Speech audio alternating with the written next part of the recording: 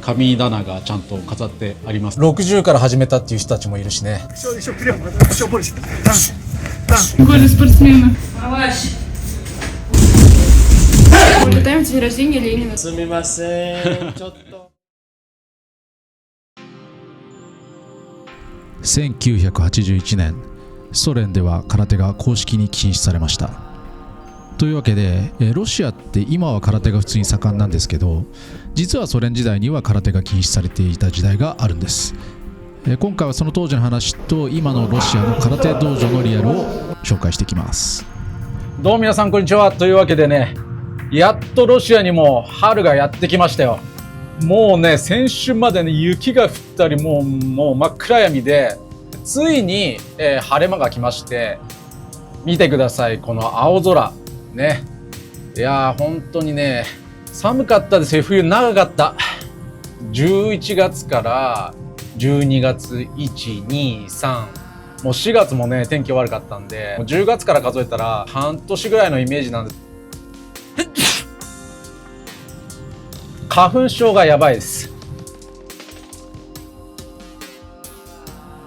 今日はですね、空手に行きます。ちょっと普段とね、違うこのロシアの、日本文化のたしなみ方っていうんですかね。ロシア人結構空手やってる人多いんですよ。で、私がやってるのは極真空手っていう空手で、ロシアでも特に人気の空手のスタイルなんですけれども、フルコンタクト空手ですね。突き蹴りで相手をこう直接叩くっていうね、そういう空手になります。どんな人が来ていて、どんなムードでね、その日本文化をたしなんでるのか、武道をやってるのかっていうのをね、今日は皆さんに、お見せしたいと思います。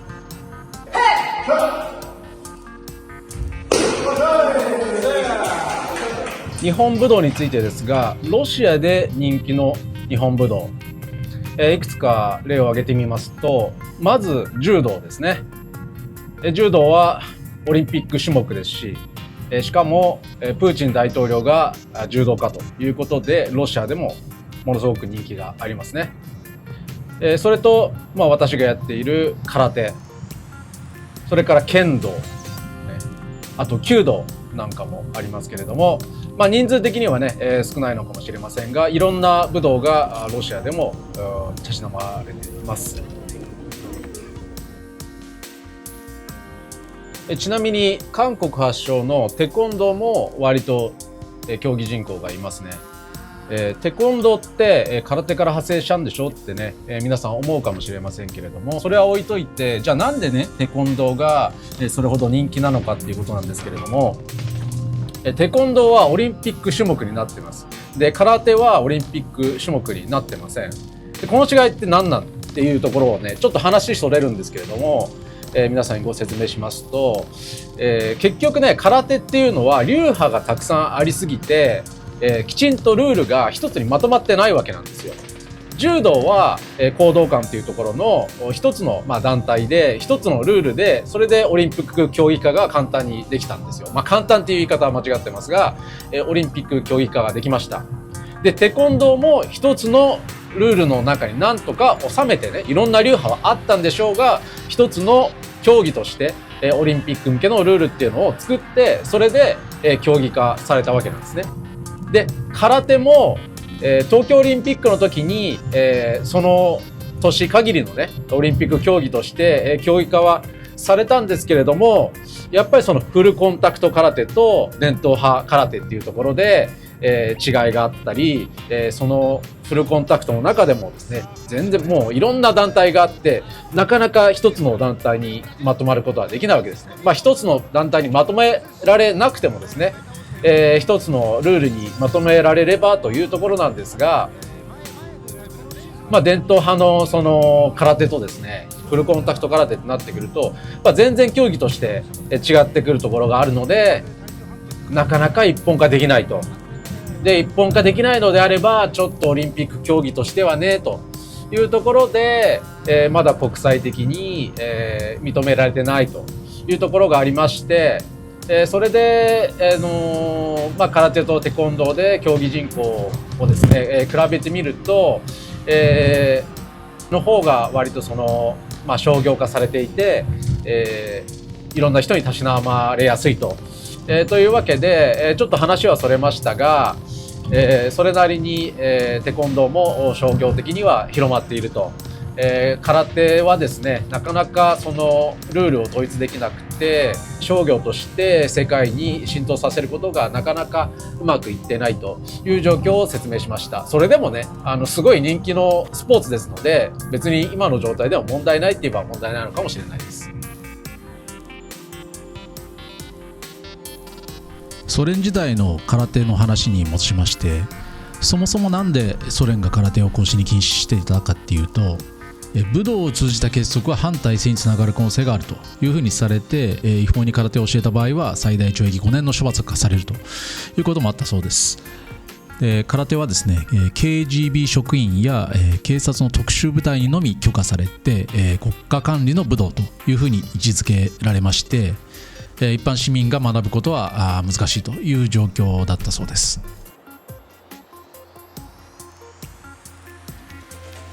そんなソ連時代に空手を始めたのが私の空手の先生の一人、ロマンさんです。1980年、当時10歳だった彼は掲示板に貼られた怪しい広告、スタントマンのための武道トレーニングという張り紙を見て、これは空手に違いないとピンときたそうです。ちょっと不安もあって最初は友達を誘って一緒に行ったらしいんですけれども、そこは隠れた空手の道場だったそうです。当時はまだ空手が禁止されていたので、練習する場所や時間にも気を使っていたそうですが、その道場の師範は KGB にも空手を教えていた人物だったらしく、稽古がある程度見逃されていたという話もあります。確かに武道では神棚を飾ったりしますし、特に極真空手なんかは肖像画を飾ったりもするし、結束も強いので、ソ連からしたらですね、結束の強い団体として恐れたっていう部分はあったのかもしれません。そして今はですね、もちろん当時とは違って、ロシアの道場には老若男女、いろんな国籍の人たちが集まっています。ロシア人だけにとどまらずですね、カフカス系の人たち、それから中央アジア系の人たち、タタール系、私自身は日本人、それぞれが同じように礼をして掃除をして、稽古に励むということになります。言葉や国籍が違っても武道の精神はきちんと共有されていて、格闘技というよりも精神鍛錬の場所、自分との戦い、自らの道を切り開く場所といった印象を受けます。偉そうに空手のことを先ほど語りましたが、私自身空手の経験は、約2年しかないです。ロシアに来てから初めて極真空手を始めまして、藤井先生という方のもとで始めたんですけれども、いろんなその空手の精神性とか、芸術的センス、哲学、そういったものに非常に惹かれまして、私ハマってしまったんですよね。それからというものをずっと今空手を楽しんでます。単にスポーツとして楽しむだけではなくて、自分のその人生の精神の支柱になるというか、一つの目標になるようなですね、大きな一つの活動として、空手に取り組んでます。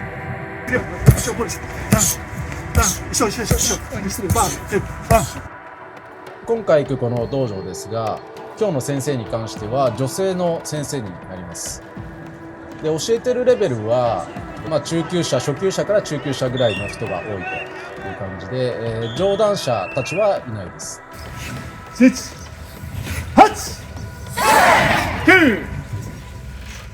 自分がなぜ空手に惹かれたかということなんですけれども、これは先ほど述べたように精神性ではあるんですけれども、その中の一つで挨拶の時に押すっていう表現があるんですよね。で、押すっていうのは、これはこんにちはでもあり、おはようございますでもあり、ありがとうでもあり、はいでもいいえでもあり、どうもありがとう。何でも使えるんですよ。で、去年ですね、夏にブルガリアに、空手の合宿で行ったんですけれども、そこにいる人たちですね、結局、押すって言えば、お互い自分たちは極真空手をやってる連中だということで、すぐに仲間になっちゃえるわけなんですよ。でそのなんていうんですかね、そのすぐに仲間になれるとか、自分たちは共通のその精神性を敬っているんだとか、自分たちは同じ道を進んでいるんだっていうですね、その感覚、一体感っていうのがすごい良くて、それも一つハマった理由ですね。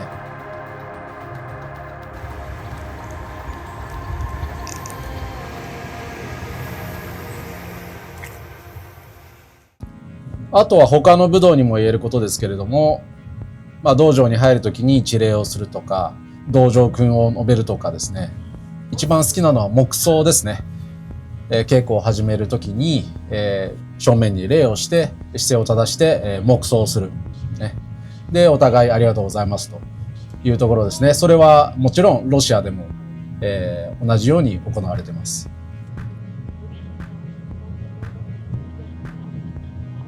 もともと自分はその上下関係とか年功序列とか先輩後輩とか、あまりちょっとルールが厳しすぎるような日本のトラディショナルな、マナーですねは苦手ではあったんですけれども、ロシアだとそこまで厳しくないというか、ちょっとそのカジュアルな部分がありますので、私にとっては入りやすかったっていうのもあるでしょうね。もしかしたら日本だったらその最初の礼節の厳しさで引いてしまっていたかもしれないです。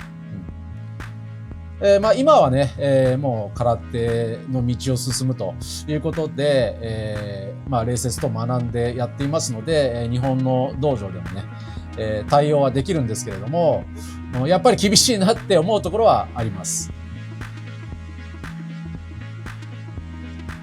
ブルガリアの空手合宿については、また別途ね、動画を作って皆さんにシェアしたいと思います。非常に面白い文化が見れたと思ってますので。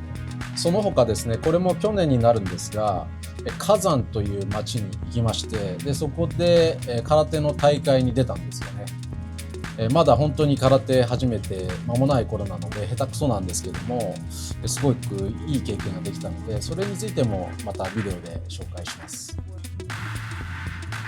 おしゃべりしてたら道を間違えてしまったんですけども、なんとかルートに戻ってきました。おっす。こちらが男性個室です。おっす。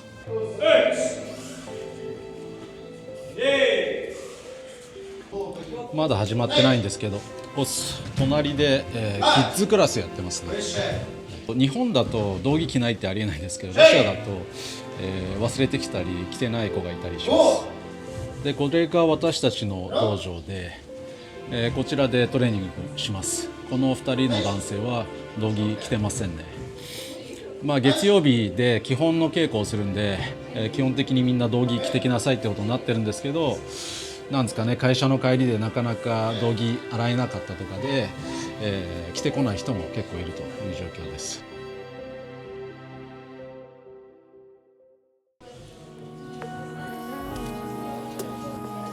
ロシアの皆さんこの神棚大好きで、大体どこの道場もですね、神棚がちゃんと飾ってあります。で真ん中にこの鏡がある、この鏡っていうのが御鏡ですよね。自分を見つめる鏡ということで、きちんとですね、作ってあります。ロシア人キリスト教なんですけれども、神道のベースのですね、この神棚も、きちんとですね、敬意を持って、掲げているということですね。これは道場訓です。道場訓に関しては日本語ではなくてですね、ロシア語に同じ内容で、翻訳した内容です。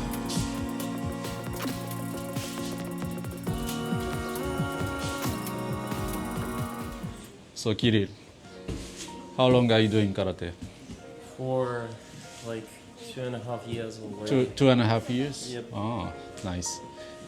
You're studying Chinese. Exactly. Yeah. You wanted to study Japanese, right? Right, I Yeah. had some experience of studying it actually. Yeah. But which Japanese you know? No, almost nothing. Os, you know Os. I know was, I know gambatte. すみません、ちょっと。Say hello to our Japanese audience. Hello guys. こ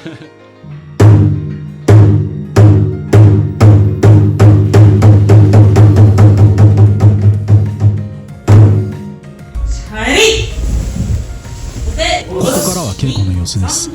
稽古の形式は特に日本とは変わらず、右から帯順に並んで礼に始まり礼に終わるというスタイルです。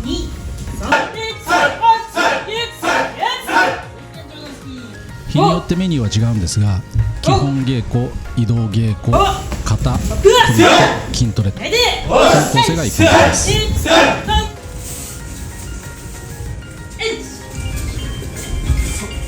毎回なんでもっと早く始めなかったんだろうって思うんですけれども、中学の時は空手の代わりに柔道ありましたし、過去は変えられませんからね、自分が始めた時がタイミングなのかなと思います。1週間空手休んでたんで結構もう言い切られてます。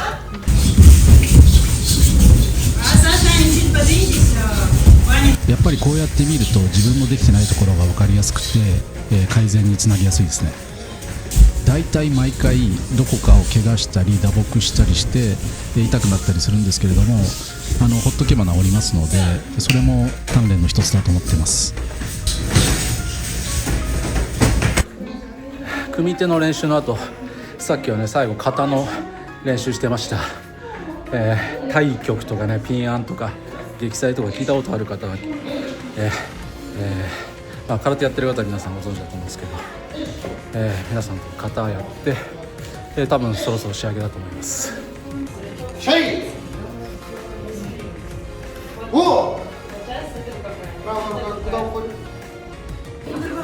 こっちは中級者たちの、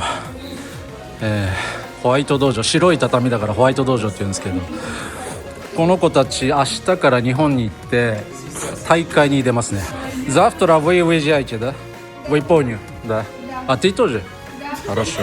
Бронировал? Что? Бронирование отеля. Ты где, Да.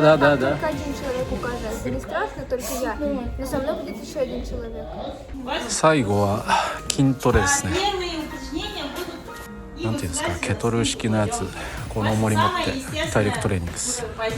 ちなみに極真空手の世界ではロシアは日本に続く圧倒的な強豪国です。次にブラジル、ポーランド、ウクライナなどが続きますけれども、ロシアはですね世界王者も多数輩出しています。それほど極真の世界ではメジャーなロシアですが、現在は国際大会への出場が認められないケースが多いです。武道の道は政治に左右されないというのがもともとの理想理念でしたが、それは叶わなかったということですね。最後掃除して、終わりになります。キリストの最短祭イースターということで先生からパダラク、プレゼントもらいました。ありがとうございます。スパシーバ最後はほうきで、掃除して、雑巾はね月1とか使うからです。Занимались карате сколько лет? 2009 года я в карате уже. Ага, значит, уже долго. У вас второй дан, да? Второй дан, но уже поезд, вы же в Японии завтра. Горе спортсмена. Она массажист. Будущий. Ага. А ты? Я микробиолог. Микробиолог.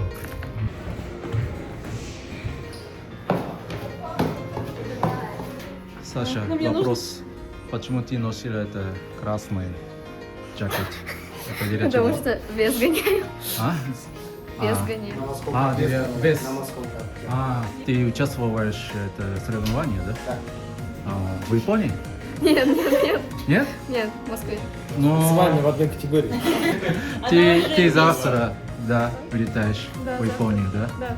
26 апреля. 26 апреля. Бои. Ага. Ожидаем день рождения Ленина. Супер. Сколько лет пришла в карате? 3歳から空手やってたってことです。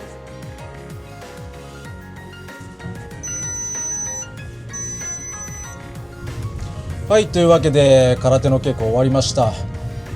撮影もちゃんとできて、結構ね若い人から年齢関係なくね男女、いろんな人が混じってやってるっていうところをね、ご覧いただけたかと思います。今日はねどっちかっていうと若い人多かったんですけど、道場によっては本当に50、60、70、いろんな人がいます。で60から始めたっていう人たちもいるしね、それでもみんなレベルとか関係なく、自分との戦いっていうのに、みんな集中してるというかね、道を極めてってて、すごくいい雰囲気です。やっぱ空手のいいところっていうのはセンスがあるないとかじゃなくて、繰り返しやる、一歩一歩進み続けることで、確実に上手くなっていくっていうところだと思います。自分、先生でも何でもないんで偉そうなこと言えませんけれども、やっぱりやっていればやればやるだけですね、繰り返せば、少しずつ身についてくるっていうのをやっぱ感じるので、もちろんねセンスっていうのはないことはないでしょうけれども、どんな人でも少しずつ、前に進めるっていうのが経験できるっていうことで、素晴らしいですねスポーツだと思います。どんなスポーツでももちろん繰り返せば上手くなるんですけれども、空手の場合はその繰り返すシステムっていうのがきちんと確立されていて、やっぱこう繰り返し同じことをやるんですよね。でみんなで一緒にそれをやる、それがなんかすごく一体感があって自分は好きですね。